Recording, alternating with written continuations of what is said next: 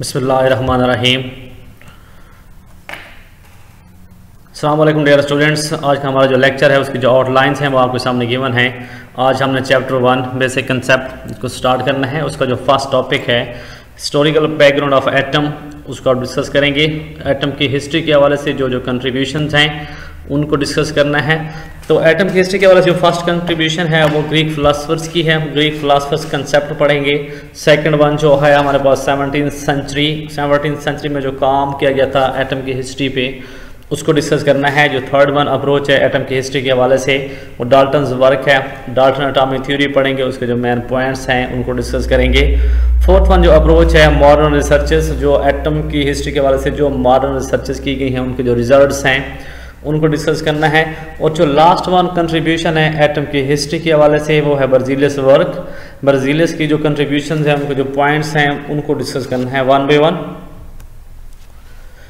तो first one है Greek philosophers concept.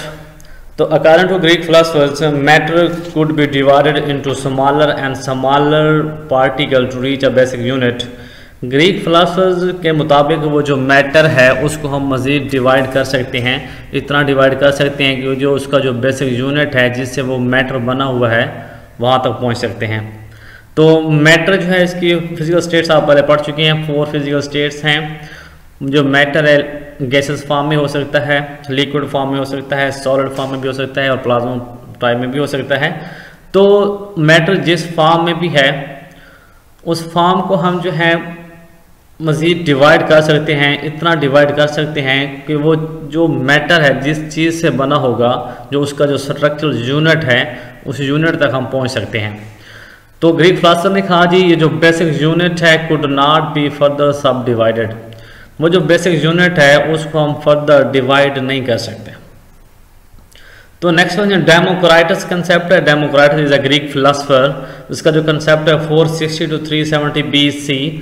BC mean before Christianity, हज़रत ईसा अलैहिस्सलाम की पैदाइश से कब्ल का कंसेप्ट है। He called these indivisible particles as atom. उसने वो जो इंडिविजिबल का जो कंसेप्ट था, वो जो पार्टिकल्स हैं जिनको हम मज़ीद डिवाइड नहीं कर सकते, उनको एटम्स का नाम दिया। अब देखना ये है वो जो डेमोक्राइटस ने उसने एटम का वर्ड कहाँ से निकाला। He derive the word atom from atomos. तो उसने एटोमोस से एटम का वर्ड ड्राइव किया है। जो एटोमोस है ये ग्रीक वर्ड है। Atomos meaning indivisible. तो ऐसी चीज़ जो फर्दर डिवाइड ना हो सके, दैट्स इंडिविजिबल चीज़ को एटम का नाम दिया गया। अब जो सेकंड जो कंट्रीब्यूशन है एटम की हिस्ट्री के हवाले से वो 17th सेंचुरी में जो काम किया गया था मैटर के हवाले से। The quantitative study of pure substance was done. तो सब्सटेंस हम पढ़ चुके हैं। जो मैटर की जो प्योर फॉर्म वो सब्सटेंस है। तो सब्सटेंस पे इन्वेस्टिगेशन की गई। सब्सटेंस को अंडरस्टैंड किया गया कि सब्सटेंस है वो किन एलिमेंट से बनती है, वो जो एलिमेंट्स हैं उनके मैसेज क्या हैं। क्वांटिटेटिव स्टडी मतलब हमने ये स्टडी करना होता है वो जो एलिमेंट्स हैं उनकी अमाउंट्स, जो सब्सटेंस को बना रहे होते हैं उनकी अमाउंट्स के हवाले से स्टडी की गई। It was also investigated that the how elements are combined to form compounds. इसके अलावा ये भी डिस्कस किया गया, ये भी इन्वेस्टिगेट किया गया कि जो कंपाउंड्स हैं उनके एलिमेंट्स जो हैं वो किस तरह कंबाइन होते हैं और वो कंपाउंड बनाते हैं। उसके अलावा ये भी डिस्कस किया गया how compounds are broken into their elements. वो जो कंपाउंड्स बने होते हैं उनको हम कैसे उनके एलिमेंट्स के अंदर ब्रेक डाउन करवा सकते हैं। तो थर्ड अप्रोच है एटम की हिस्ट्री के हवाले से है डाल्टन्स वर्क है। In 1808 an English school teacher John Dalton developed theory about an atom। तो एटम के हवाले से जो फर्स्ट थ्योरी पेश की है वो जॉन डाल्टन ने पेश की है। जॉन डाल्टन एक इंग्लिश स्कूल टीचर थे। इन 1808 में उन्होंने ये थ्योरी डेवलप की थी। He also recognized that law of conservation of mass and law of definite proportion could be explained by the existence of atom। Dalton ने ये भी कहा था कि जो law of conservation of mass है और जो लॉ ऑफ डेफिनेट प्रोपोर्शन है ये तभी एक्सप्लेन हो सकते हैं जब एटम एग्जिस्ट करेगा। अगर एटम एग्जिस्ट नहीं करता तो इन दोनों लॉज को हम एक्सप्लेन नहीं कर सकते। अब देखना ये जो law of conservation of mass क्या है। ये लॉ ये कहता है कि जो भी केमिकल चेंज आती है उस केमिकल चेंज से पहले जो मैस होगा, after the chemical change, mass वही रहेगा। मतलब जो रिएक्टेंट्स का जो मैस है, कोई केमिकल रिएक्शन हो रहा है, रिएक्टेंट का जो मैस है आफ्टर द केमिकल चेंज, जो प्रोडक्ट बनेंगे उनका मैस रिएक्टेंट के मैस से इक्वली होगा। तो मतलब जो मैस है ना तो वो क्रिएट होगा, ना डिस्ट्रॉय होगा, ना कम होगा, ना ज़्यादा होगा, मैस वही रहेगा। Law of conservation of mass. अब है law of definite proportion. Law of definite proportion क्या कहता है? लॉ ऑफ डेफिनेट प्रोपोर्शन ये कहता है आप जो भी आप कंपाउंड बनाते हैं, जिन एलिमेंट से बनाएंगे उनकी जो रेशियो है उनके मैसेज के बिटवीन वो वही रहेगी, वो चेंज नहीं होगी। मतलब अगर हम वाटर बनाते हैं तो वाटर बनता है हाइड्रोजन और ऑक्सीजन से। जब हम हाइड्रोजन और ऑक्सीजन को कंबाइन करें तो वाटर बनता है, जिसका फार्मूला H2O है। अगर हम H2O की अगर हम देखते हैं हाइड्रोजन और ऑक्सीजन की अगर हम रेशियो चेक करते हैं बाय मैसेज तो 1:8 वहाँ पर एग्जिस्ट करती है। तो अगर हम वही वाटर अगर हम अल्कोहल से बना देते हैं, डिहाइड्रेशन ऑफ अल्कोहल, तो उसका जो फार्मूला होगा वाटर का फिर भी वही रहेगा, H2O ही होगा। और उसके जो कंपोनेंट्स हैं हाइड्रोजन और ऑक्सीजन, उनके दरमियान जो रेशियो है वो 1:8 होगी।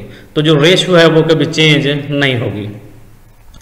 डाल्टन्स एटॉमिक थ्योरी, जो डाल्टन ने एटॉमिक थ्योरी दी है उसके जो पॉइंट्स हैं उनको डिस्कस करते हैं। तो मेन पॉइंट जो है इसकी थ्योरी का वो ये है, all the matter is composed of atoms of different elements which differ in their properties। जितना भी मैटर है वो डिफरेंट एलिमेंट्स के डिफरेंट एटम से बनता है और उनकी जो प्रॉपर्टीज़ हैं वो डिफरेंट होती हैं। अगर जो मैटर है सिमिलर एटम से बनेगा तो उसकी जो प्रॉपर्टीज़ हैं वो सेम रहेंगी। अगर एटम डिफरेंट होंगे, अगर डिफरेंट एटम लगे होंगे तो प्रॉपर्टीज़ होंगी डिफरेंट, और अगर एटम सिमिलर लगे होंगे तो प्रॉपर्टीज़ सिमिलर होंगी।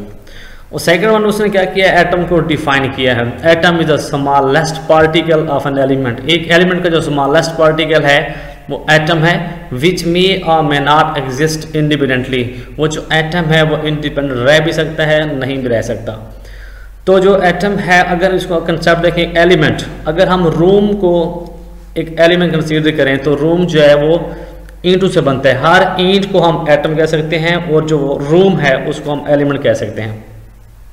तो atom that exist independently are helium, neon, argon, krypton, xenon, रेंडॉन।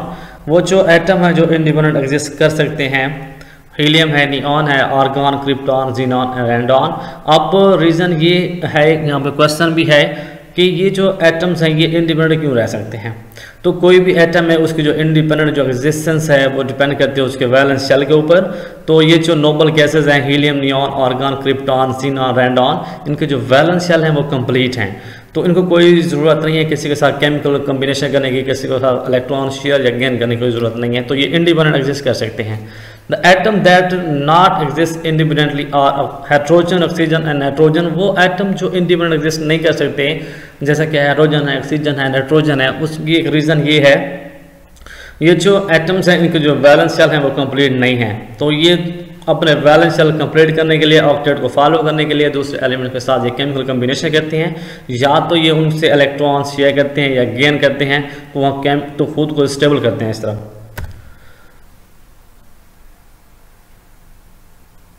अब जो लास्ट जो अप्रोच है, जो फोर्थ वन अप्रोच है हिस्ट्री ऑफ एटम के हवाले से है, वो मॉडर्न रिसर्चर्स की है। उन्होंने कंसेप्ट दिया हुआ है सब एटॉमिक पार्टिकल्स।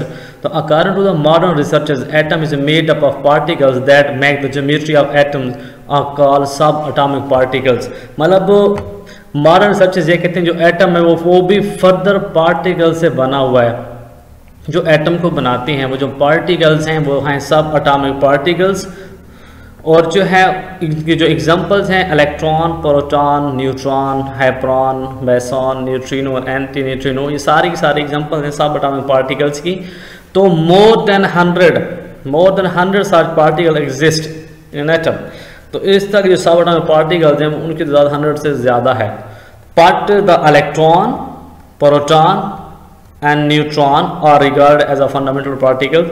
इनको फंडामेंटल पार्टिकल कहा गया। उसकी रीज़न ये है, ये तीनों पार्टिकल्स ये डिसाइड करते हैं एटम की ज्योमेट्री को, उसकी जो प्रॉपर्टीज़ हैं, उसका जो मैस है वो इन पार्टिकल्स की वजह से होता है। So they are called fundamental particles.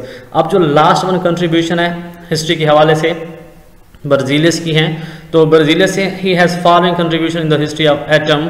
He determine the atomic masses of elements. उस वक्त जितने भी एलिमेंट डिस्कवर हो चुके थे उनके एटॉमिक मैसेज बर्ज़िलियस ने फाइंड आउट किए थे। एटॉमिक मैस क्या होता है? The sum of proton plus neutron inside the nucleus of an atom और एलिमेंट। तो जो प्रोटॉन्स और न्यूट्रॉन्स की जो तादाद होती है न्यूक्लियस के अंदर वो होती है atomic mass. He also develop the system of giving symbols. तो उसने एलिमेंट्स को सिंबल से रिप्रेजेंट करने का जो सिस्टम वो इंट्रोड्यूस करवाया। बर्ज़िलियस ने ये कहा कि अगर हम एलिमेंट्स को उसके कंप्लीट नेम से लिखें और इक्वेशंस बनाएं तो ये थोड़ा कॉम्प्लेक्स प्रोसेस है।